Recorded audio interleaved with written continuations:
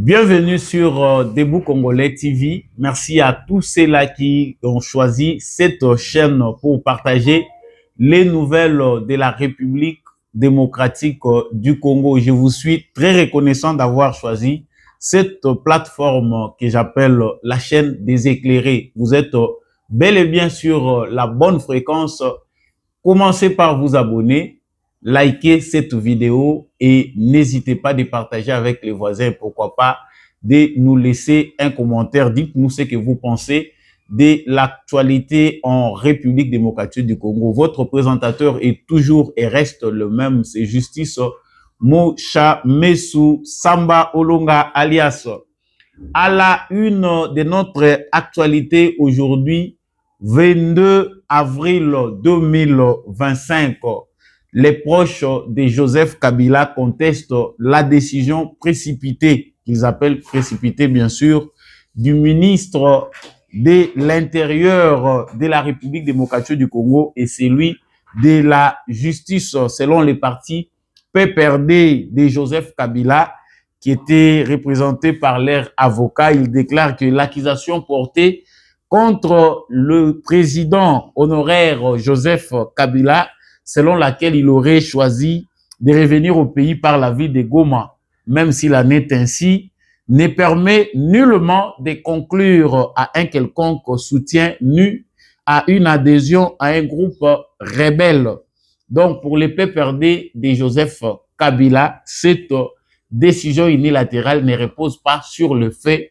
Ils veulent avoir certainement des preuves qui prouvent que l'ancien président Joseph Kabila serait bel et bien dans des accointances avec les mouvements M23 soutenus par les Rwandais.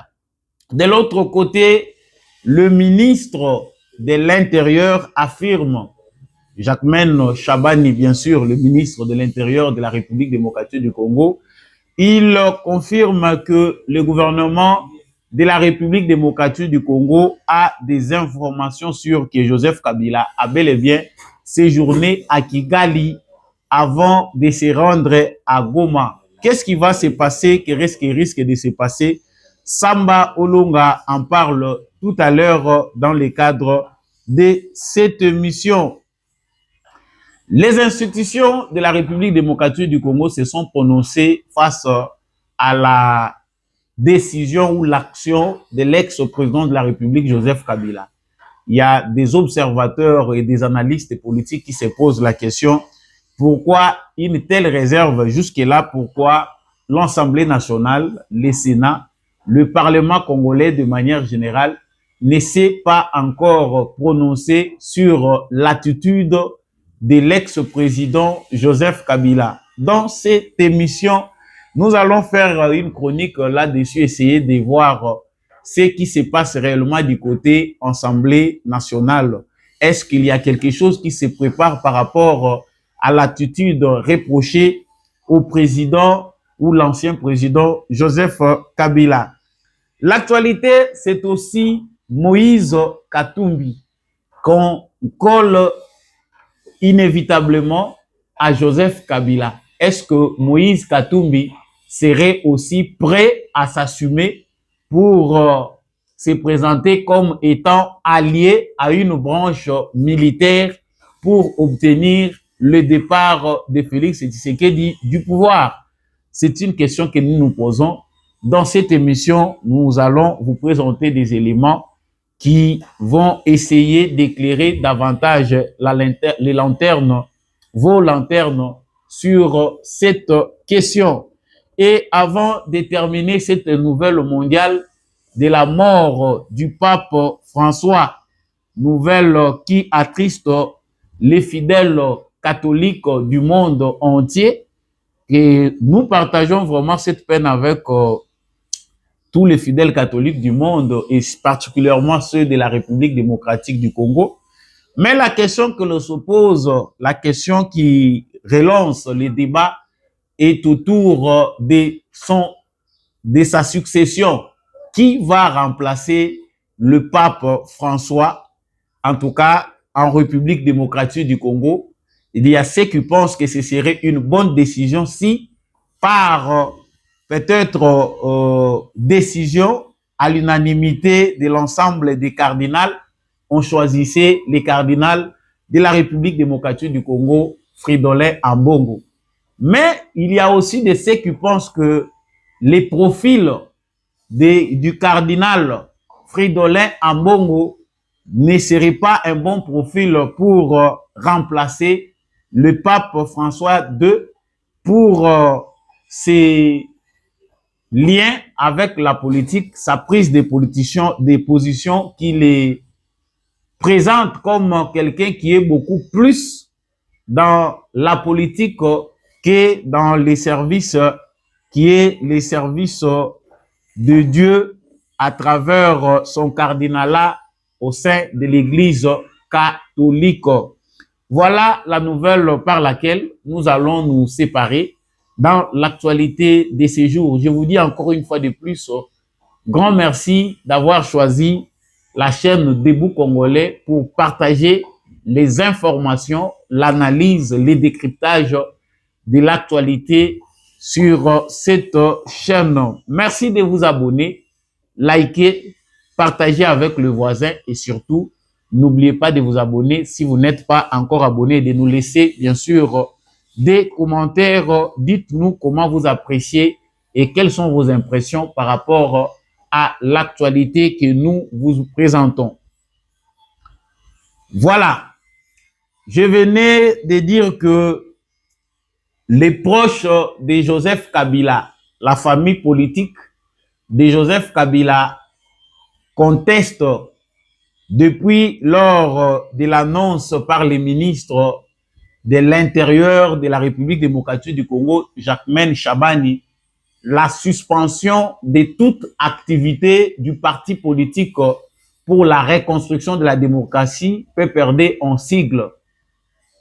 Il est ici important de rappeler que après la décision ou l'annonce par une chaîne internationale étrangère, bien sûr, la chaîne française Radio France Internationale, qui avait annoncé que Joseph Kabila est bel et bien arrivé à Goma, les gouvernements de la République démocratique du Congo, à travers les ministères de l'Intérieur, a annoncé la suspension de toutes les activités du parti de Joseph Kabila jusqu'à nouvel ordre. Vu les comportements affichés par l'ex-président Joseph Kabila, les ministres de l'Intérieur avaient même justifié à travers son communiqué le pourquoi de la suspension de ces activités-là. C'est-à-dire l'ancien président de la République, dans son attitude ou dans ses actions, il viole la loi portant statut des anciens chefs de l'État en République démocratique du Congo. Cette loi-là lui impose un devoir de réserve. Il ne peut pas s'ingérer dans les affaires courantes de l'État, ni encore moins mener des activités subversives ou qui trahissent la République. Vu que les informations à la possession du gouvernement congolais démontrent clairement que M. Joseph Kabila aurait séjourné ou a séjourné à Kigali pendant plusieurs jours avant de se rendre à Goma, le ministre de l'Intérieur a trouvé que c'était la bonne décision qu'il faut prendre face à un tel comportement. De l'autre côté, le ministre de la Justice n'est pas aussi, lui, resté indifférent. Il a annoncé aussi par ailleurs que sur base du comportement ou de l'action de l'ancien président qui a trouvé bon de rejoindre le mouvement ennemi, les camps de l'agresseur, tous ces biens sont saisis ou seront saisis par l'État congolais parce qu'il s'est déclaré ennemi de la République. Là, ce sont les deux décisions que représentent les gouvernements, qui représentent les gouvernements congolais face à l'attitude de l'ancien président de la République. Mais les proches de Joseph Kabila pensent que cette décision ne respecte pas le principe de la justice et du droit. C'est-à-dire, ils réclament de plus en plus de preuves. Ils veulent savoir sur base de quels éléments les ministères de l'Intérieur ou la justice congolaise disposent pour condamner ou suspendre les activités du PPRD. Vous savez que lorsque Joseph Kabila a lancé son activité ou lancé son intention à travers la presse de retourner au Congo par la partie orientale, les voix positives de ceux qui sont encore jusque-là membres de sa famille politique, ils étaient très contents de l'annoncer, de dire que le retour de Joseph Kabila par cette partie est un retour à encourager, parce que là, il est porteur d'un espoir de paix, surtout qu'il a dirigé la République démocratique du Congo. Son retour via la partie orientale serait une bonne décision. Et il ne s'agissait pas seulement de acteurs politiques liés directement au parti de Joseph Kabila, mais même le porte-parole de Moïse Katumbi avait aussi annoncé via les réseaux sociaux que le retour de Joseph Kabila est une bonne décision et avoir choisi d'entrer par la partie Est, c'est une bonne chose. Mais aujourd'hui, ces mêmes personnes s'indignent lorsque le gouvernement de la RDC réagit par rapport à l'annonce de la présence de Joseph Kabila à Goma. Certains font même un démenti. Donc, par l'avocat du PPRD, le PPRD déclare que l'accusation portée contre le président honoraire Joseph Kabila, selon laquelle il aurait choisi de revenir au pays par la ville de Goma, même si elle venait à s'avérer vraie, ne permet nullement de conclure à un quelconque soutien ni à une adhésion à un groupe rebelle. Avoir l'idée d'aller à Goma, chef-lieu d'une province congolaise, n'est pas suffisant pour accuser quelqu'un de participation à un mouvement insurrectionnel. Cela ne doit pas, dans une république qui reste demain réunie malgré les conflits armés qui l'embrasent, et considéré comme tel. Donc, pour ceux qui sont restés fidèles à Joseph Kabila, la décision du gouvernement congolais est injuste. Mais nous ne savons pas s'ils ont pris le temps d'analyser ou ils réagissent par émotion ou parce qu'ils veulent présenter Joseph Kabila sous un bon jour ou encore parce qu'ils veulent blanchir les décisions ou l'action posée par Joseph Kabila. Je l'ai dit dans mon émission précédente, Joseph Kabila est un ancien président et il est régi par une loi qui porte statut du fonctionnement des anciens présidents de la République. Joseph Kabila ne peut pas aujourd'hui initier, même si cela l'était dans les biens, une activité quelconque pour sauver le pays sans passer au préalable par le gouvernement ou les pouvoirs actuels. Il devait, si certainement il était d'accord ou il a été dans le souci de sauver son pays, passer par les institutions légalement établies. C'est sur base de ces institutions-là que lui devait passer pour mener n'importe quelle démarche. Et même sur le plan international, c'est les institutions en place, le président de la République, qui l'autorise à mener une démarche quelconque pour le bien du pays. Mais ici, les proches de Joseph Kabila disent que non, sa démarche est une démarche de paix, il veut sauver le pays. Comment quelqu'un qui veut sauver le pays peut passer par les pays agresseurs, séjourner une dizaine de jours sous sécurité du pays qui a ses militaires de manière illégale sur le sol congolais? La présence des militaires rwandais sur le sol congolais est condamnée par toute la communauté internationale. Mais qu'est-ce qui fait que le proche de Joseph Kabila trouve qu'il est bon de dire que la démarche de Joseph Kabila est fondée, de se retrouver à Kigali et puis passer à Goma?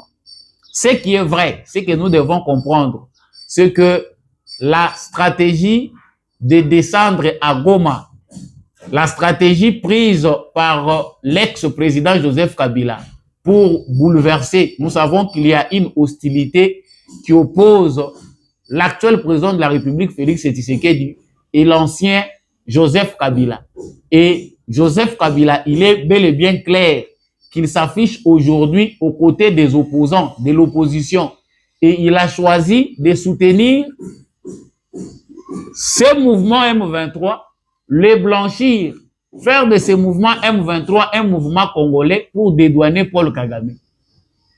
Et si aujourd'hui, la chaîne ou la radio France Internationale, qui est une radio internationale, confirme que Joseph Kabila est bel et bien arrivé à Goma, est-ce que ce sont les acteurs du PPRD qui doivent venir contredire l'information pour exiger de preuves?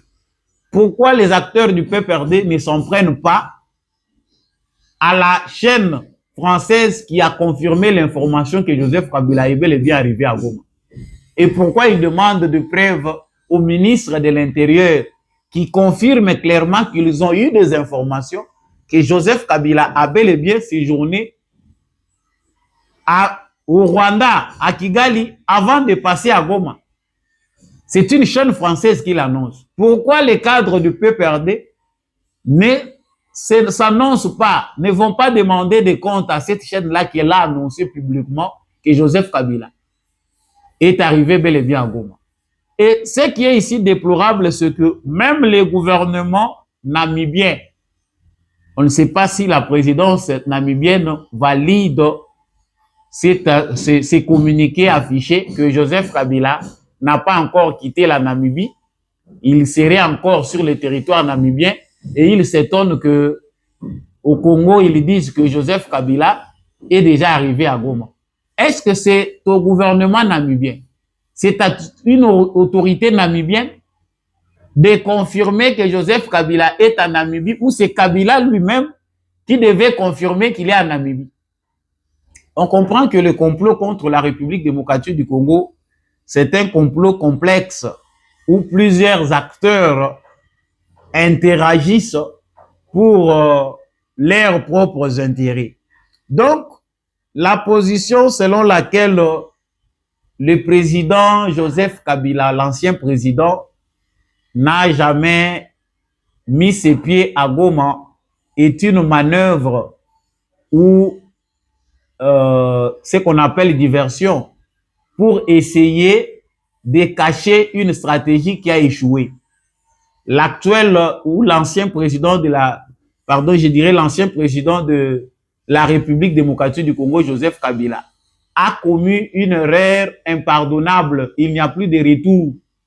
Dès l'annonce de son arrivée à Goma, les mesures prises par le gouvernement de la République démocratique du Congo sont sans précédent. Tous ces biens, il les perd en République démocratique du Congo. La deuxième chose, c'est que même les pères perdés sont en danger parce qu'ils ne peuvent plus se réunir pour dire que voilà, nous PPRD, nous sommes là réunis pour parler de nos activités politiques. Tout est suspendu. Pour ceux qui m'ont suivi dans l'émission passée, j'ai parlé des conséquences de l'acte posé par Joseph Kabila. Il met sa famille politique en danger, il va perdre tous ses biens en République démocratique du Congo et des poursuites judiciaires vont aller en son encontre. Donc, les conseillers de Joseph Kabila, ceux qui l'ont conseillé de poser l'acte, de descendre, passer par l'agresseur pour bouger le régime de Félix Tshisekedi, pour s'associer à l'ennemi, ne lui ont pas donné de bons conseils. Et ici, Joseph Kabila n'a pas un soutien international quant à ça. Le deuxième point dont je parle dans cette émission, c'est les institutions de la République démocratique du Congo. De plus en plus, les gens se posent des questions sur les comportements de chaque institution face à l'action menée ou l'acte posé par l'ancien président Joseph Kabila. Le président Tshisekedi était le premier des Congolais à les dénoncer, à les dire haut et fort que Joseph Kabila, c'est le créateur de l'AFC. Et plusieurs personnes ne l'ont pas cru. Et parce qu'il l'avait dit, moi je pensais que là où les institutions fonctionnent normalement, le procureur général de la République devait déjà initier ce qu'on appelle sur le plan judiciaire une procédure d'information. Je ne sais pas si c'est comme ça que ça s'appelle, mais déjà, il devait y avoir déjà des enquêtes par la justice congolaise qui vont dans le sens des affirmations du président de la République. Mais on ne sait pas pourquoi le président de la République, qui est le premier informé de la République, pourrait donner de telles affirmations sans que cela ne puisse être suivi par des poursuites judiciaires. Logiquement, c'est à partir de ce moment-là déjà que la justice congolaise devait émettre un mandat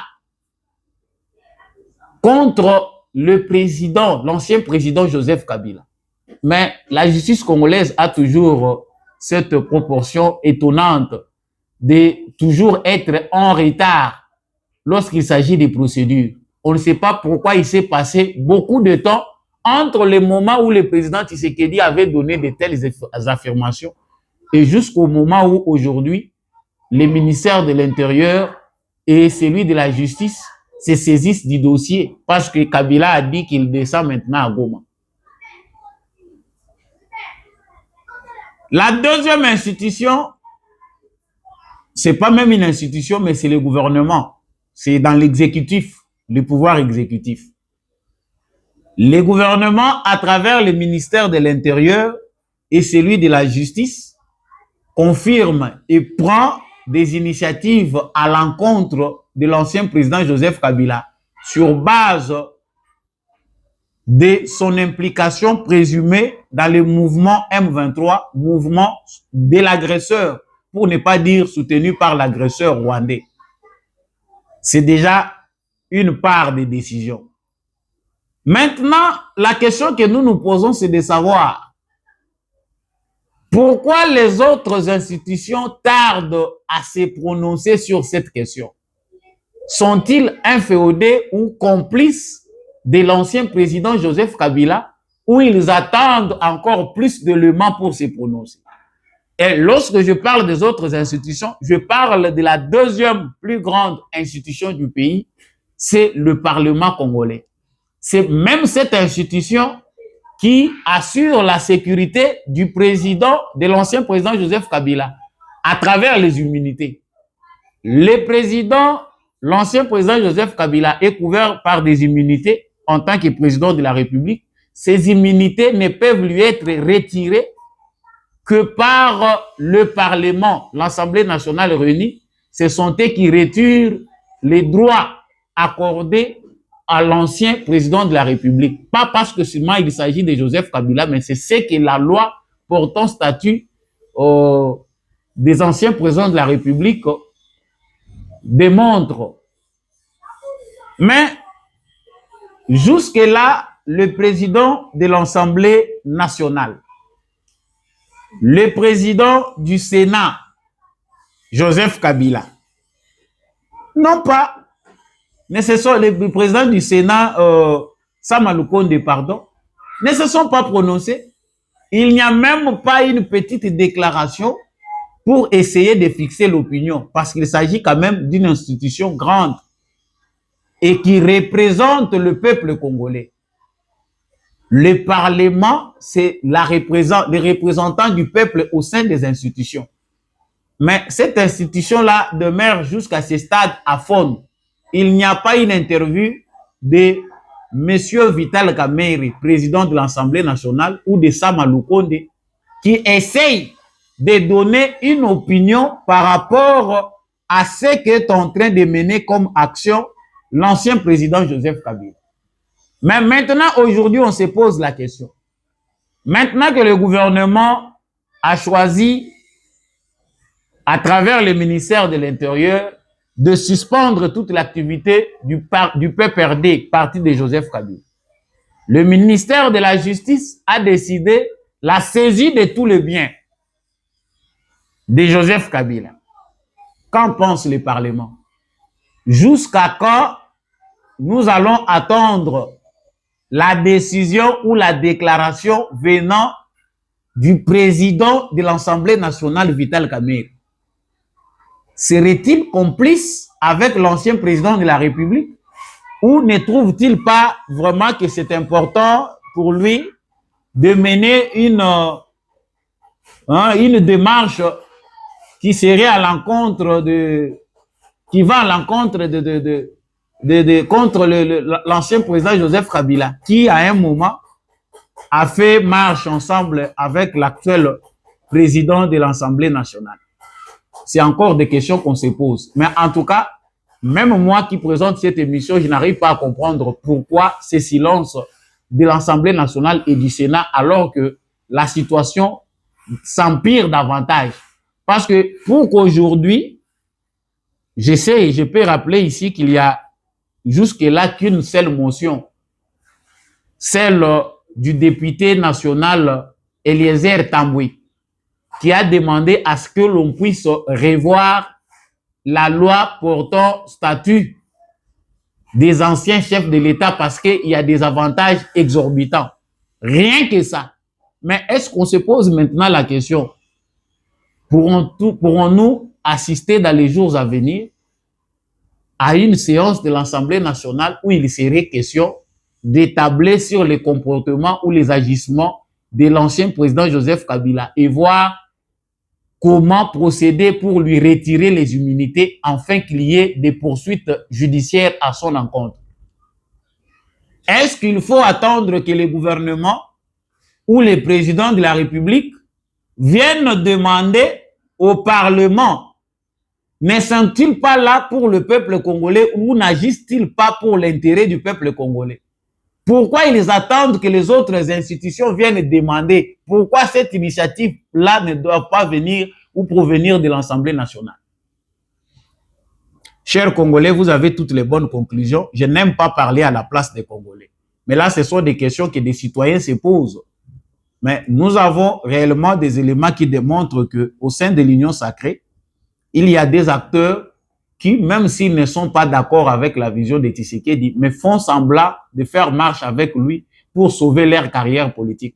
Et c'est le cas avec Vital Kamerhe, qui, en termes de vision, en termes d'action, n'a plus de cœur avec Félix Tshisekedi, mais il est obligé, sur base d'une carrière politique qui était déjà entachée d'irrégularité, vu son arrestation passée. Il y a même des gens qui se posent des questions, comment il est passé pour devenir libre? De la condamnation dans les procès 100 jours, condamnation à 20 ans de prison, jusqu'à l'acquittement. Il y a beaucoup de choses, beaucoup de questions que nous devons poser à la justice de la République démocratique du Congo. Donc, Vital Kamerhe serait, ou encore Sama Lukonde, le président du Sénat, serait en train de voir, de peser les pour et les contre. Peut-être que le pouvoir de Félix Tshisekedi peut disparaître, qu'on pourrait se sauver de l'autre côté sans se prononcer. Peut-être que Félix Tshisekedi pourrait s'en sortir et on va toujours garder notre position. Qui ne dit mot, consent, disent les Français. Moïse Katumbi va-t-il s'assumer ou il va rester silencieux? Pour ceux qui veulent savoir la position de Moïse Katumbi, il est très clair que la démarche de Joseph Kabila implique désormais aussi Moïse Katumbi. Parce que entendre le porte-parole de Moïse Katumbi, ils sont dans une même démarche. Olivier Kamitatou n'a pas hésité d'apprécier, d'applaudir et de soutenir la démarche de Joseph Kabila lorsqu'il a annoncé qu'il va revenir au pays, mais par Goma. En tout cas, il y a plusieurs autres éléments qui démontrent que les présidents d'ensemble pour la République, Moïse Katumbi, est bel et bien derrière la démarche de Joseph Kabila. Une démarche qui fait qu'ils se retrouvent tous en train de blanchir Paul Kagame en soutenant le mouvement M23. Et cette prise de position est à l'encontre de la majorité des Congolais. Parce que les Congolais ne sont pas d'accord avec le mouvement M23. Et la majorité des Congolais pensent que ce mouvement-là est un mouvement rwandais, composé de Rwandais. Même si aujourd'hui, le gouvernement congolais tente de répondre aux demandes de la communauté internationale qui veut qu'il y ait un dialogue ou des pourparlers avec ce mouvement. Mais pour la plupart des Congolais, c'est un mouvement rwandais, composé de Rwandais, et il n'y a pas de Congolais dedans. S'il y a des Congolais, c'est-à-dire ce sont des Congolais qui ont été choisis par Paul Kagame, recrutés à travers une complicité avec des leaders congolais pour essayer de présenter ce mouvement comme étant un mouvement congolais. Donc, Moïse Katumbi s'assumait, il a déjà tous les risques possibles, vu déjà ce que le gouvernement actuel inflige comme décision, comme châtiment vis-à-vis de ses comportements belliqueux ou comportements de trahison. Ce qui est déjà infligé à Joseph Kabila doit faire peur à Moïse Katumbi. Aujourd'hui aussi, les partis ensemble de Moïse Katumbi courent le même risque de voir ses activités suspendues sur toute l'étendue du territoire national et voir encore le bien confisqué par l'État congolais. Ça, c'est encore dommage de plus. Donc, plusieurs acteurs observent et voient que Moïse Katumbi ferait bien de se cacher, même si aujourd'hui, il y a des accointances, comme on le dit, entre les actes posés par Joseph Kabila et la position aussi de Moïse Katumbi. Je termine cette émission par un débat qui s'est fait dans l'opinion depuis la mort, depuis l'annonce hier de la mort du pape François. En tout cas, tous les fidèles catholiques du monde sont concernés. Mais il y a un débat en République démocratique du Congo autour du remplaçant du pape. En tout cas, je pense que c'est un débat qui jusque-là n'a pas sa raison d'être parce que selon la loi catholique, les statuts catholiques, lorsqu'on veut remplacer les papes, les évêques, les cardinals, c'est concertent, c'est sur base d'un consensus qu'ils arrivent à choisir les nouveaux papes qui doit succéder à celui qui vient de décéder ou celui qui n'est plus en mesure d'exercer. Mais dans les contextes de la République démocratique du Congo, il y a des rumeurs qui circulaient que l'actuel cardinal de la République démocratique du Congo, Fridolin Ambongo, serait aussi parmi les profils des cardinals qui peuvent éventuellement succéder au pape François qui venait de mourir. Mais la question qui se pose, est-ce que quelle est l'image qui reflète d'abord dans son pays le cardinal Fridolin Ambongo? En tout cas, si le cardinal Fridolin Ambongo a avec lui une expérience riche de quelqu'un qui est aujourd'hui célèbre, connu, très utilisé par le défunt pape François, en République démocratique du Congo, les choix sur sa personne poussent toujours à un débat, vu l'implication, une très grande implication du cardinal Fridolin Ambongo dans les affaires politiques de la République démocratique du Congo. Donc, pour ceux qui sont en République démocratique du Congo, ils pensent que le pape, le cardinal Fridolin Ambongo n'est pas quelqu'un qui a la nature d'unir. Déjà, en République démocratique du Congo, l'Église est divisée.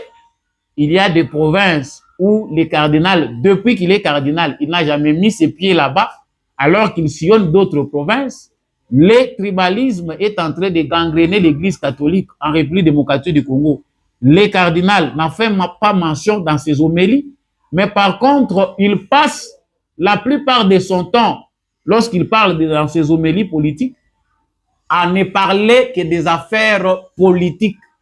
Et c'était ce qui a été même l'objet de certaines critiques lorsque le pape François a été en visite en République démocratique du Congo.